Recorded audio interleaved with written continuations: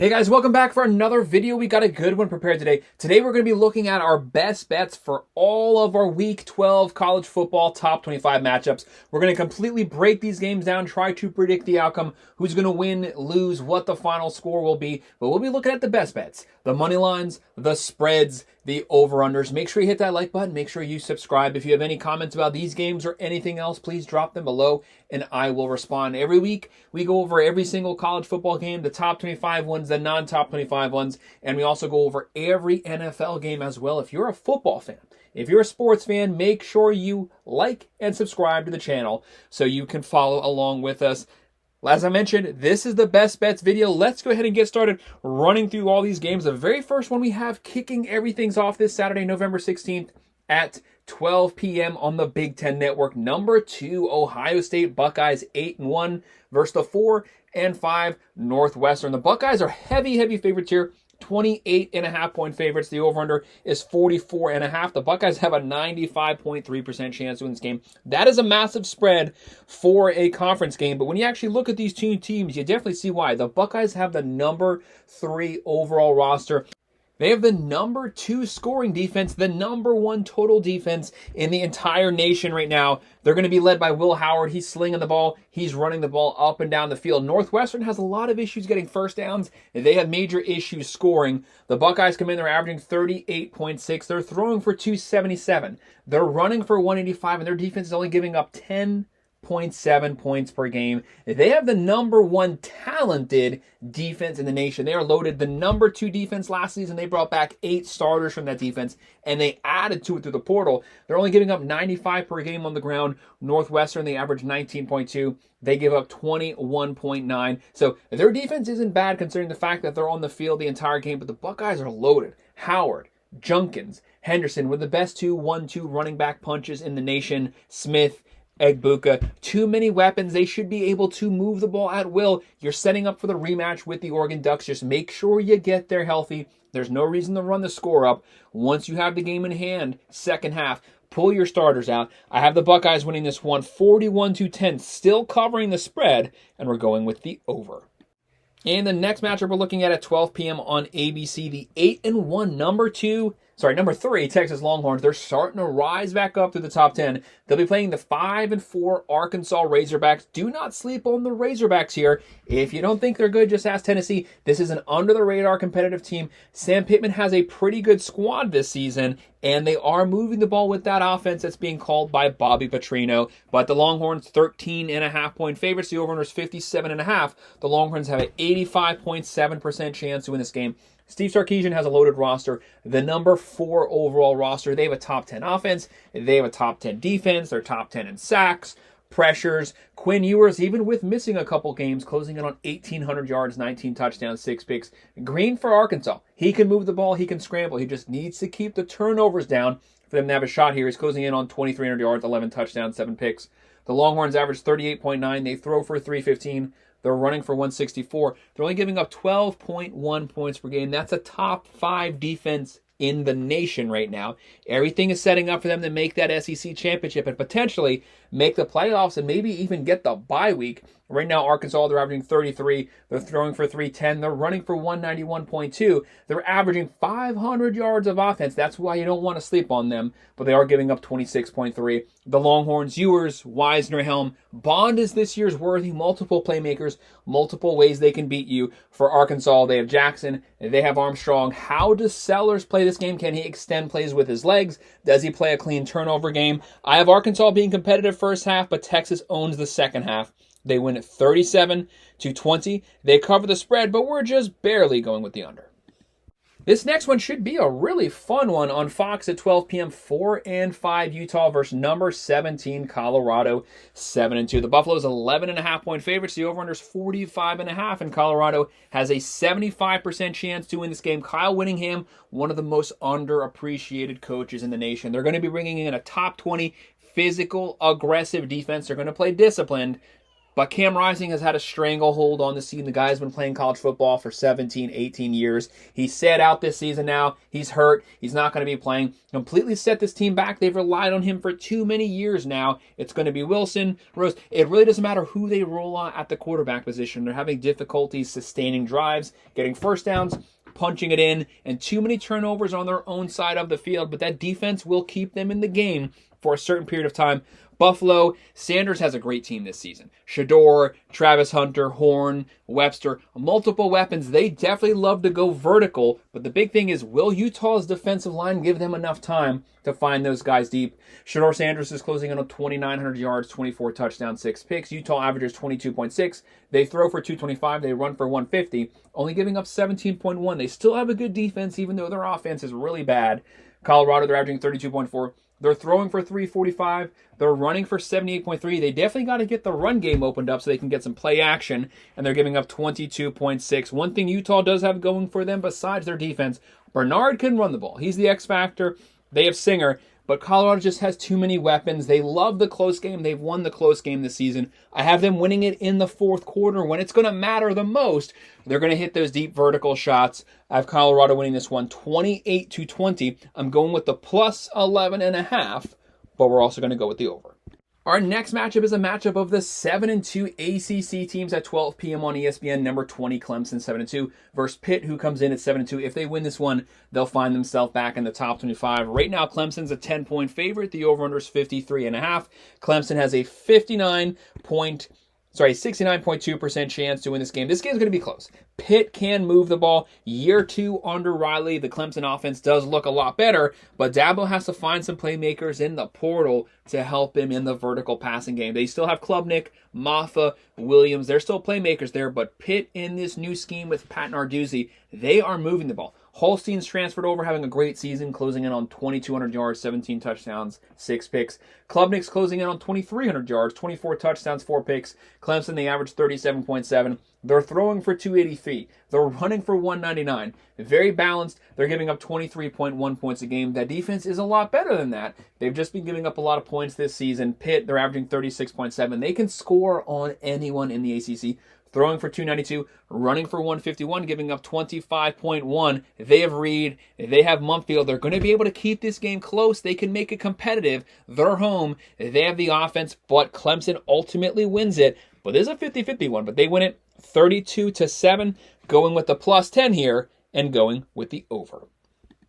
Our next matchup, welcome to the top 25, number 25, Tulane. 8-2, the wave keep rolling. They'll be playing 7-2 Navy. Navy's been previously ranked. You don't want to sleep on them. They run a triple option hybrid. They do throw the ball, and they throw the ball pretty well, but right now Tulane's 7-point favorite. The over-under is 53.5. They have a 73.8% chance to win this game. Tulane, they're able to throw the ball. They're running the ball with consistency right here. They have Mensa at the quarterback position. He's closing in on 2,100 yards, 16 touchdowns, 4 picks. Horvath for Navy closing in on 1,200 yards, 11 touchdowns, 4 picks. And he's also averaging 13 rushing touchdowns and 900 yards on the ground. Navy, they're known for that triple option, keeping the ball away from the opposing team's offense.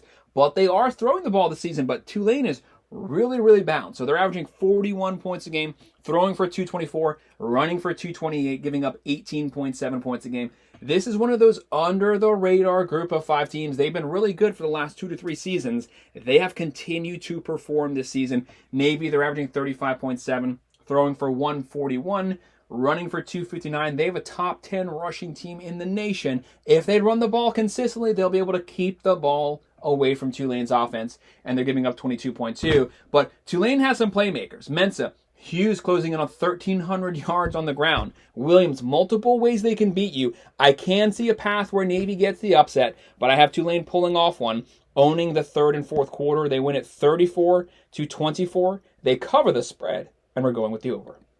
Then our next game is an FBS on FCS team. Bama should not be playing FCS teams in Week 12. That should not be allowed, but at 2 p.m. on the SEC Network, we have Alabama versus Mercer. Bama comes in They are 7-2. Mercer's 9-1. Alabama's 41.5-point favorites. The spread shouldn't be this big in Week 12. The over-under's 56.5. Bama has a 99% chance to win this game. This game's obviously not going to be close. They're going to beat the brakes off them. The only question is, when do they get the starters out of the game? Bama has been playing a lot better the last few weeks. They've definitely gotten that defense on track. They have Milroe closing in on 2,100 yards, 13 touchdowns, 6 picks. They're averaging 38.1. Throwing for 252, running for 192, only giving up 18 points a game. They're starting to get things back on track. Milroe, Williams, they do need a running back, a running game outside of Milroe to step up. But Bama is hot right now. Now is when you want to be hot leading up to the playoffs. Bama wins this one 47-10. I do not have Bama covering the spread, but I'm just barely going with that over. And then at 3:30 p.m. on CBS, number 4 Penn State 8-1 versus 1-8 Purdue. Purdue probably the worst team in the Big Ten by a long shot. Right now, Penn State 28.5-point favorite. The over-under here is 50.5. Penn State has a 97.1% chance to win this game. Penn State really has to get the offense going. Right now, they only have one loss. Everything's still in front of them. They still have an outside chance to make the Big Ten championship, but no matter what, they're going to make the playoffs as long as they don't lose every game, counting this one going forward. They are set to still squeak in to that final 12 position. They are sitting pretty. Just take care of business, keep the team healthy, get Drew Aller going, get the offense rolling right now so that you can be rolling hot into the playoffs. They're 28.5-point favorites. The over-under is 50.5. That's a pretty big spread here versus a conference opponent, but obviously they're the far more talented team, and they have a top 10 defense. Drew Aller, 2,100 yards, 13 touchdowns, 5 picks. Card for Purdue, a lot of interceptions, a lot of turnovers here. They're having lots of issues consistently moving the ball. Penn State averages 31.2. They throw for 255. They run for 196. They're only giving up 14 points a game, only 287 yards given up every game. And Purdue, they average 18. They're giving up 37.8. One of the worst defenses you're going to see. If you're a Penn State fan, you want this game because it's an easy win, and it's a win to kind of jumpstart the offense. Drew Aller, Allen, Singleton, Warren, too many weapons. Penn State wins this one 44-10. They cover the spread. We're going with the over. And then on NBC at 3:30, 5-4 Virginia, who actually has a pretty decent team, versus 8-1 Notre Dame, number 8 in the country. Notre Dame 23-point favorite. The over-under is 50.5, and Notre Dame has a 95.9% chance to win this game. You definitely want to take Notre Dame's defense serious. They have a top 10 defense. They get after it. They were very banged up on the offensive line, but basically since they lost to NIU, this team has been rolling on offense, especially their running game. Leonard, Love, they're going to line up. They're going to run it down your throat. They can't throw, but boy, can they run, and they can rely on that defense to get turnovers, give them the short field. Right now, Virginia, they're averaging 26 a game. They are giving up 26.7. Notre Dame, Leonard's closing in on 1,600 yards, 9 touchdowns, 3 picks. Like I said, they're not a good passing team. They are averaging 38.3, throwing for 205, running for 215, but that defense only gives up 11.1 points a game. That's a top 5 defense nationally. Caldrea closing in on 1,900 yards, Pace, Fields. Notre Dame, Leonard, he's also the leading rusher, but we know they have Love. Leonard can't throw. Keep him mobile, move the pocket, hit that play action. You also have Collins. Notre Dame should be able to handle this game. They have no room for error. They've already lost to NIU. They can't afford a second loss without a conference championship game. They win this one 38-17. They do not cover the spread, and we're going with the over.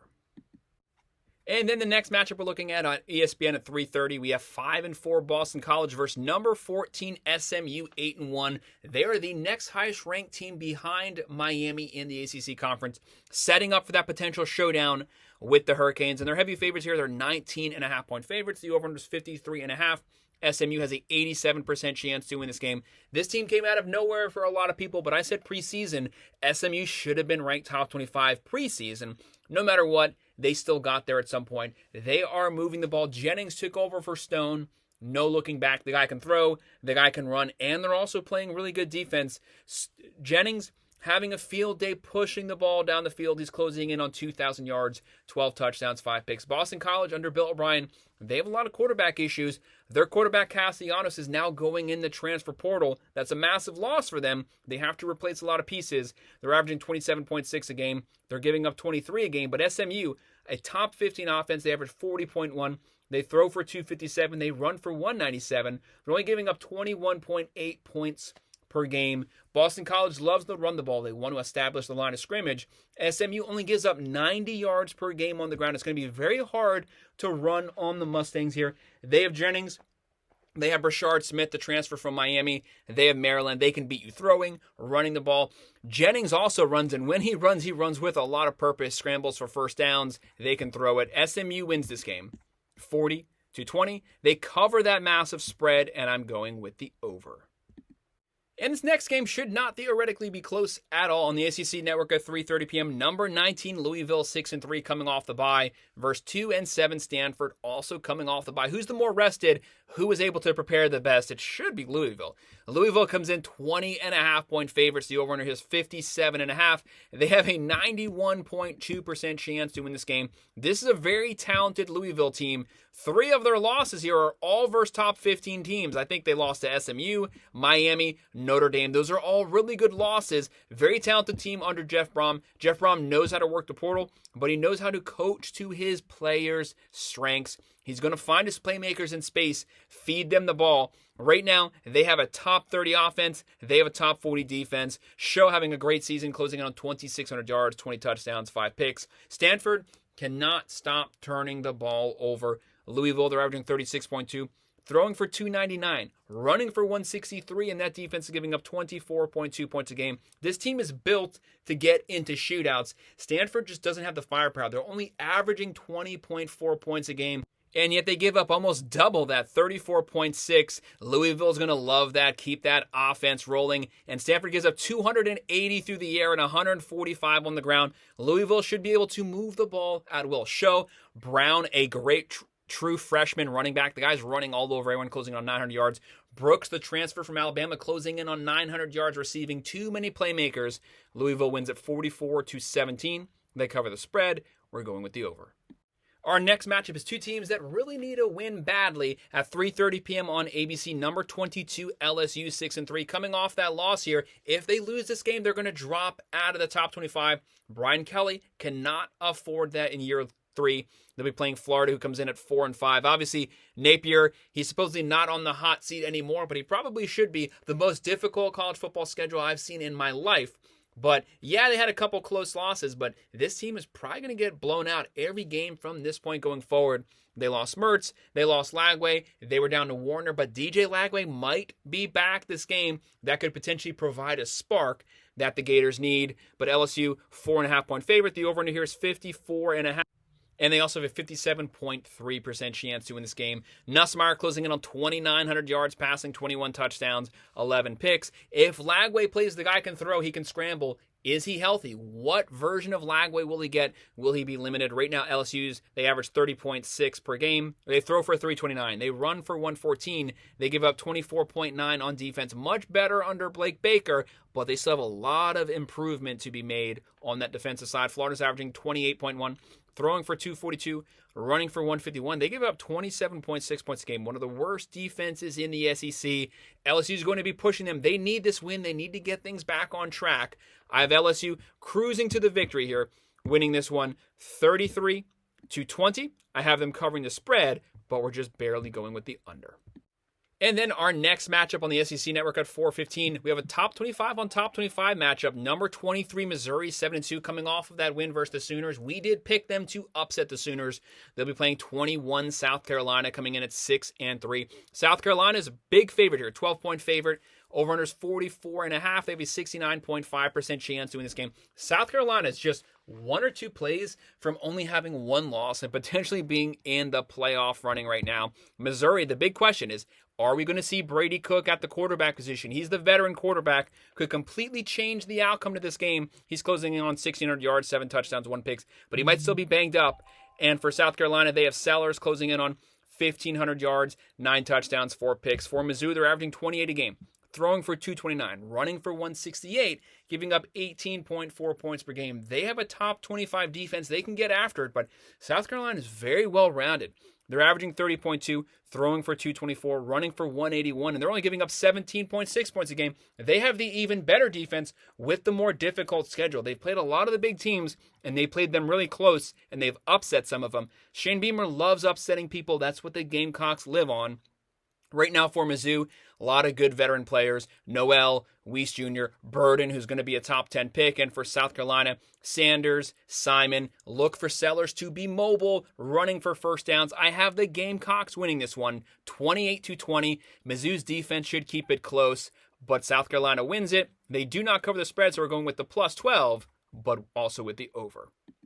This next game is going to be a fun one at 7 p.m. on CBS. Number 13, Boise State, 8-1. The top group of 5 team. As long as they win out, they're going to make the Final 12. They're going to make the playoffs. Their only loss was a one-possession loss to Oregon in Eugene. This is a really good team with the best player in college football. They'll be playing 6-3 San Jose State. San Jose State can actually move the ball. They're not a bad team. There's a potential upset potential here, but right now, Boise, 13.5-point favorite. The over-under 62.5.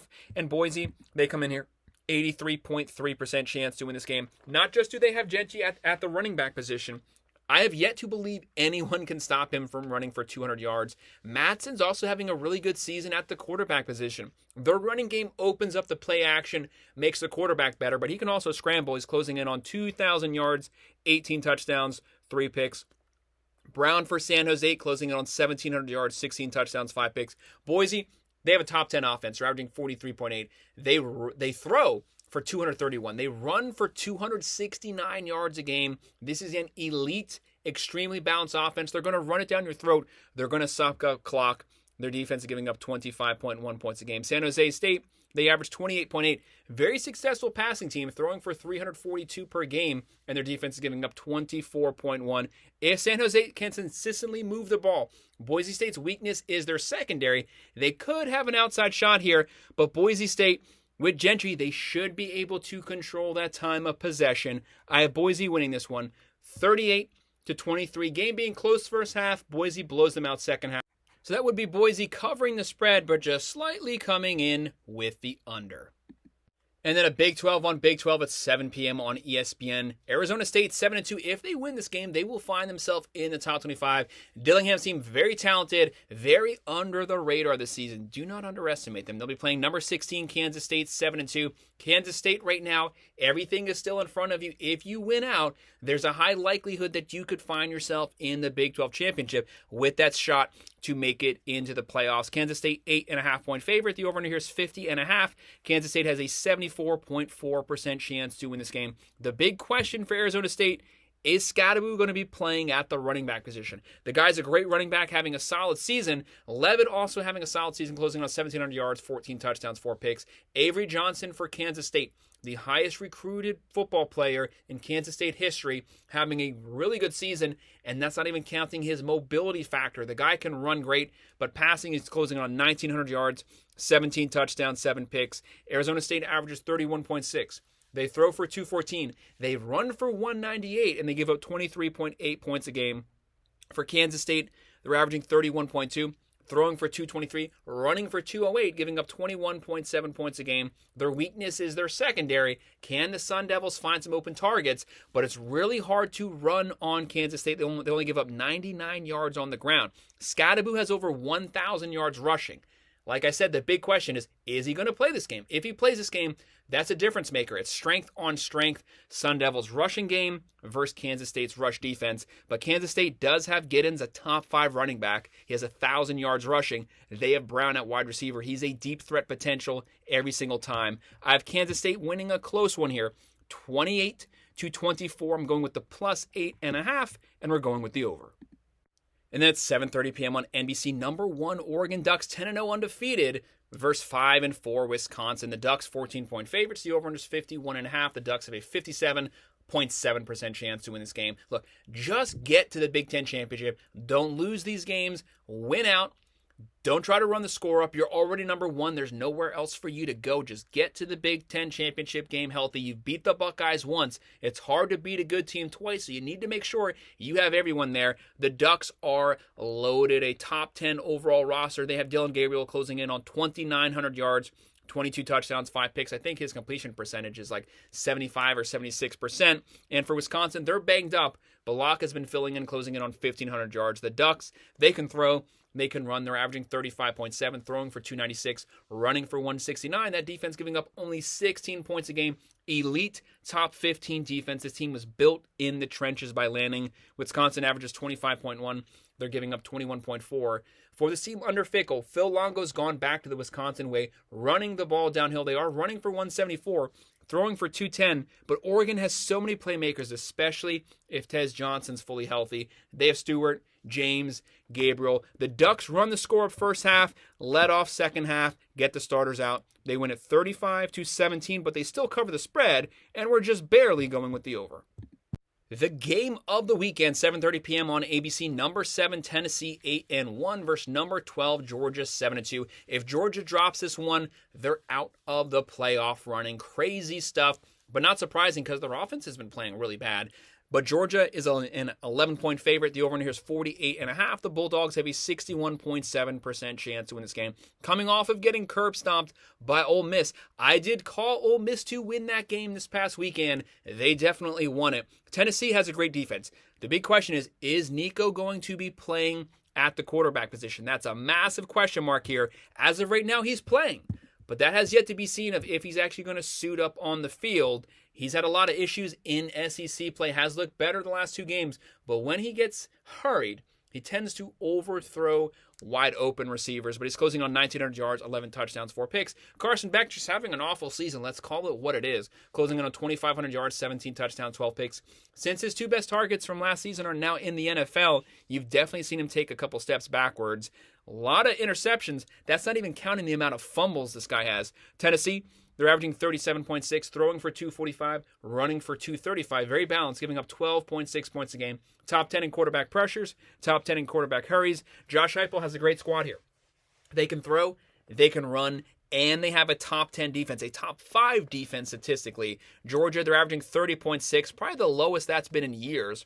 They're throwing for 298, running for 123.9. Probably the worst rush offense they've had in 1 or 2 decades, and they're giving up 18.4 points a game, which isn't bad, but Georgia's used to being sub 12 to sub 15 right now. So you definitely see how this is the second most talented team, but they have a lot of missing pieces this season, but they play up or down to their competition. Which version of Georgia shows up this weekend? Tennessee, they have Nico Sampson closing in on 1,200 yards, the leading SEC rusher. Thornton Jr., Squirrel White. They have the playmakers. Georgia needs to get back to the running game.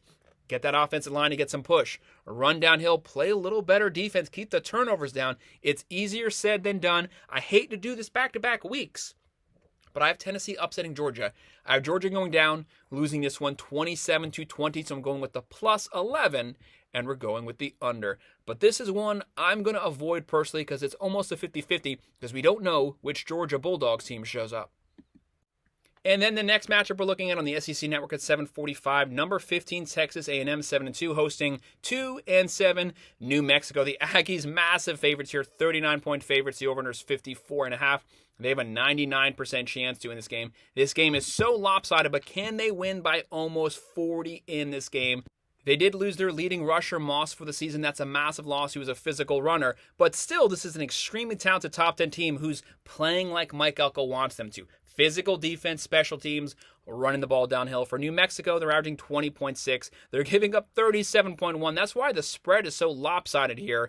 You're going to have the Aggies going with Reed, who's played much better than Connor Wegman. He's closing in on 900 yards, 7 touchdowns, 1 pick. And it's his mobility factor that makes him a difference maker. They're averaging 30.9, throwing for 192.7, running for 213.3, one of the best rushing teams in the nation, and they're only giving up 21.2. They have Reed. Moss is gone. They have Thomas. They still should be able to dominate this game in the trenches, especially second half. I have the Aggies winning it 41-13.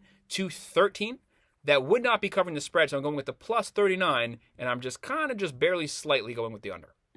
In our second to last game at 9:30 p.m. on Fox Sports, number 18, Washington State, 8-1, also an outlier to potentially represent that group of 5. Their only loss was to Boise. They're hoping Boise slips up here, but that's easier said than done. They'll be playing New Mexico, who comes in here at 4-6. Washington State is a heavy favorite, 12.5-point favorite. The over-under 72.5, and Washington State has a 82.5% chance to win this game. One of the best pass/running quarterbacks in the nation. Mateer closing in on 2,400 passing yards, 22 touchdowns, 6 picks. He also has, I think he has 9 rushing touchdowns. This guy's lighting things up. They're averaging 39.3, throwing for 288, running for 183, giving up 27 points a game. New Mexico, they're averaging 33.4. There's that upset potential here. They can score the ball. Washington State will have to get some stops here, but New Mexico is giving up 38.3 points a game. There's going to be opportunities for Washington State to run the score up here. That's why the over-under is massively high here. Washington State, make sure you move that ball second half. Do not let off the gas. Do not give the Lobos a chance to come back. I have Washington State winning this one. 38-27. I'm going with the plus 12.5. And I do not have them covering the spread, but still getting to 9-1. What a good season for them with the Pac-12 being gone. In our final game of the week, 10:15 p.m. on ESPN, a late one, 3-6 Kansas versus number 6 BYU, undefeated 9-0. BYU is a 3-point favorite. The over-under is 56.5, and BYU has a 60.9% chance to win this game. A lot of people had Kansas winning the Big 12, or at least competing in the Big 12 in the preseason. Daniels was finally healthy. He was a shell of himself first half of the season. He's closing in on 1,900 yards, 13 touchdowns on picks. He has played better the last few weeks, just as Iowa State. This team is playing a lot better on the offensive side. We know they can run the ball with Neal. He's a top 10 running back. Can Kansas State continue to play clean football, though? BYU lives off the turnovers. A lot of their offense comes from turnovers. If they don't get turnovers, they have issues moving the ball. Kansas State, though, when they play bad, they turn the ball over a lot. If Kansas State comes in here and throws a couple picks, BYU is going to run it up on them. Retzlaff's closing in on 2,100 yards, 18 touchdowns, 7 picks. But if Kansas State plays a clean game, how does BYU respond? Can they still put together some long drives, not getting the short field? Kansas is averaging 31.7, throwing for 215, running for 214, giving up 25.9 points a game. BYU averages 33.7. They throw for 247. They run for 163. A very solid defense, giving up 19.8 points per game. Look for Kansas to give you a steady dose of Neal, who's closing in on 900 yards. BYU, they don't have the best rushing game, but if they get some turnovers, they're going to hit those third passes. I have BYU winning a really close one here, 28-24. That would be covering the spread, going with the under. But I do see some potential upset alert potential here, so I don't personally want to go near this one. So that's our breakdown. That's our best bets and predictions for all of our top 25 matchups for the week 12 of the 2024 college football season. Make sure you hit that like button. Make sure you subscribe. If you have any comments, drop them below, and I will always make sure to respond. Thank you.